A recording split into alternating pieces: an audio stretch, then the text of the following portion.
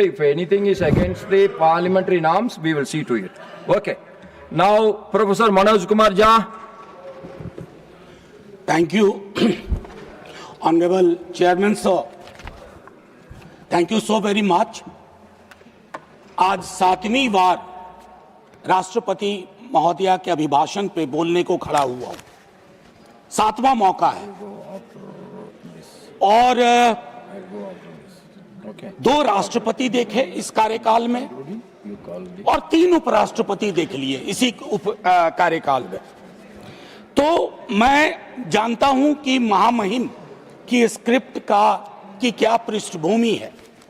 I'm aware of it. I'm aware of the tradition. But what worries me as a citizen, that why can't we sit down and change these kind of traditions? महामहिम जब घर से निकलती होंगी उड़ीसा, झारखंड, बिहार, सड़कों से, उन्हें बहुत कुछ दिखता होगा जो अभिभाषण का हिस्सा नहीं है। मेरे पास वक्त ज्यादा नहीं था महामहिम, थोड़ा माननीय सभापति महोदय, मैंने सोचा कि मैं प्रोज में अक्सर बोलता हूं, आज पोएट्री में बोलूंगा और बाद में अगर हमारे साथियों को दिलचस्पी हो तो मैं कवि का नाम भी बता दूंगा। बहरहाल मैं इसलिए कह रहा था कि जब वो निकलती होंगी महामहिम तो आय की असमानता के दर्शन होते होंगे। हमारे गणराज्य की नैतिक आत्मा है सामाजिक न्याय, उससे भी रूबरू होती होंगी अपने पुराने दोस्तों से बातचीत के आधार पर। माननीय सभापति महोदय, 28 जनवरी ये एड्रेस हुआ, 29 जनवरी को 2 चीज हुई है और मैं सभी सदस्यों का ध्यान आकृष्ट करना चाहता हूं, उसके बाद मैं कविता के अंश पे आऊंगा। माननीय सभापति महोदय, उस दिन कोर्ट में 2 ऑब्जर्वेशन बहुत महत्वपूर्ण है। एक कहा गया कि क्या हम उल्टे पांव की यात्रा पे निकल पड़े हैं, पीछे की ओर जा रहे हैं यूजीसी रेगुलेशन के संदर्भ में। मेरा दिल किया कहूं, जी हाँ हुजूर। You got only 6 minutes. Sir, I thought you sought your protection. 2 minutes extra I'll take and I'll wind up without ringing the bell.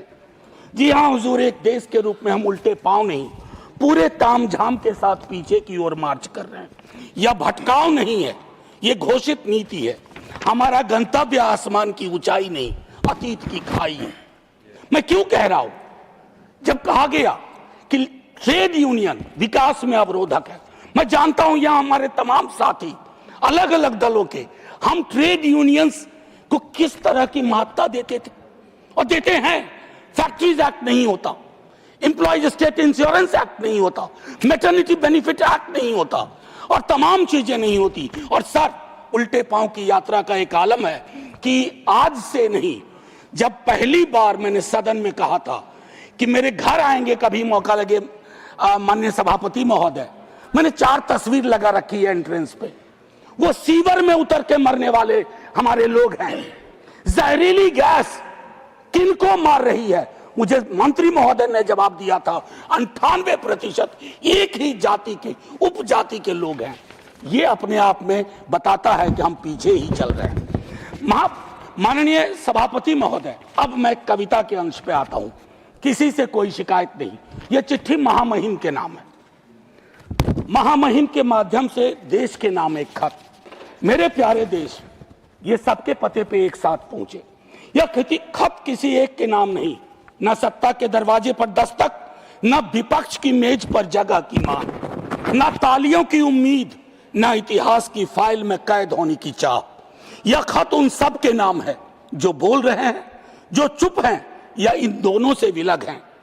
हे प्यारे देश, काफी समय से महसूस करता हूं कि हमारे बीच का मौसम भारी हो गया है। हवा में सवाल कम है, शक ज्यादा, संवाद सिकुड़ गया है, पहचाने हांफने लगी हैं। अब हम एक दूसरे को नाम से नहीं, खानों में रख के, बाड़ों में रखकर पहचानते हैं। पड़ोसी पड़ोसी नहीं रहता, वो किस तरफ है हम ये जानना चाहते हैं। नफरत अब अचानक नहीं फूटती, उसे सोच समझ कर उगाया जाता है। किताबों में, बहसों में, व्हाट्सएप की सुबहों में और चुनावी बिसातों पर। मेरे प्यारे देश, डर यह नहीं कि जहर फैल रहा है, डर यह है कि लोग इसे ही अपना जीवन समझने लगे। जैसे यही हवा हो, यही भाषा, यही भाव, यही नियति। मैं ये खत इसलिए नहीं लिख रहा हूं मेरे प्यारे देश कि तुम बदल जाओ। इतिहास इतने तीव्र मोड़ नहीं लेता, मैं जानता हूं। मैं बस इतना कहना चाहता हूं कि तुम यह मान लो कुछ गलत हो रहा है। हर असहमति देशद्रोह नहीं, हर सवाल दुश्मनी नहीं, और हर चुप्पी समझदारी नहीं होती। यह खत उन माँ बाप के नाम भी है जो बच्चों को नफरत के साथ डर सिखा रहे हैं, उन शिक्षकों के नाम जो सच से हिचकते हैं, उन नेताओं के नाम जो आग लगा सकते हैं, बुझाना नहीं चाहते। और हाँ, यह खत मेरे अपने नाम भी है, क्योंकि मैं भी कई बार थक कर चुप हो गया। मेरे प्यारे देश, अगर मौसम पूरी तरह ना बदले तो भी चलेगा, बस इतना हो जाए कि लोग पहचान लें कि वे बीमार मौसम में जी रहे हैं, क्योंकि पहचान के बिना इलाज सिर्फ एक बहाना है।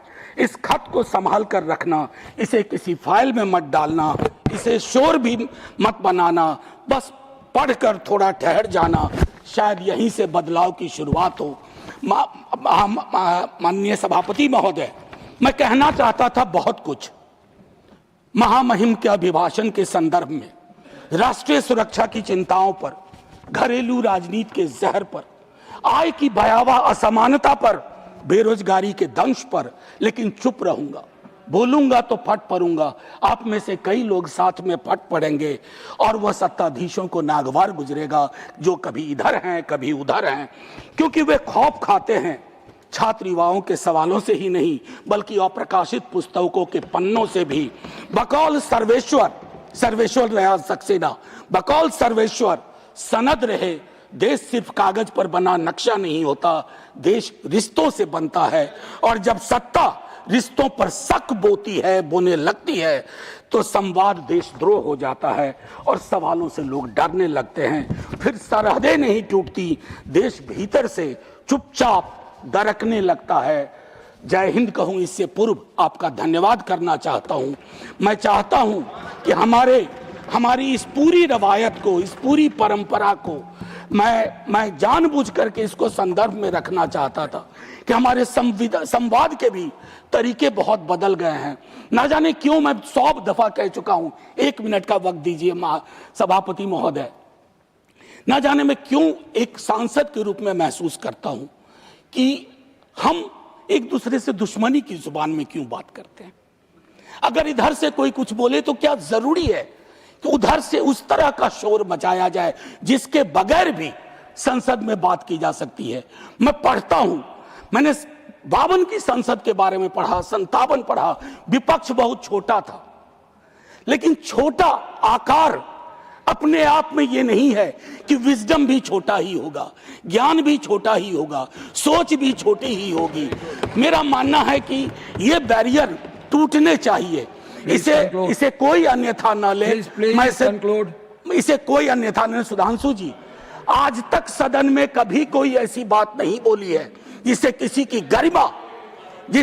की गरिमा पर चोट पहुंचे। क्योंकि इस सदन में आया था तो नेहरू, प्रोफेसर हिरेन मुखर्जी, मीनू मसानी, राम मनोहर लोहिया को पढ़ के आया था। मैं चाहता हूं मेरा सदन जब कल को चर्चा हो तो वो नाम पुराने नहीं लगे, बासी ना लगे, उन नामों को लोग आज भी अंगीकार कर सकें।